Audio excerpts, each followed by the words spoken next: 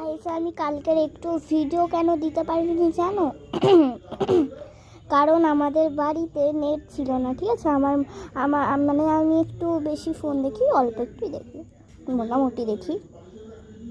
তো একদিন মা নেটের লোককে বলে দিয়েছে যে তুই নেট অফ রাখ, আমার মেয়ে খুব মানে ফোন দেখে, ঠিক আছে। তারপরে নেট বন্ধ রাখার জন্যে মানে নেটই খারাপ হয়ে গেছে, আর সবাই তো বিরক্ত হয়ে গেছে। আর আমি যখন ফোনটা হাতে পেয়েছি তখন না পুরোই মাথা খারাপ হয়ে গেছে। ওই জন্য কাল কোনো মানে মানে ঘুরে যাচ্ছে সার্কেল, কোনো কিছুই আসেনি ইউটিউবে। ওই জন্যে গাইস আমি মানে ভিডিও করতে পারিনি। তো আজকে চেষ্টা করবো।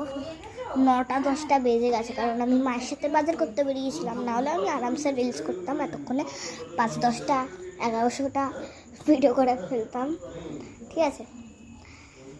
তো গাইস আজকের মধ্যে 1-2টো যত হোক না কেন আমি ভিডিও করার চেষ্টা করবো গাইস। চলো হুশ করে আমি মানে আমার ঠাকুমার একতলায় আছি, ঠিক আছে। আমি দোতলায় যাবো, কারণ আমাদের ঘর ও দোতলায়। আমার কথা না স্পিড বেড়েছে, তোমার কিছু মনে করো না।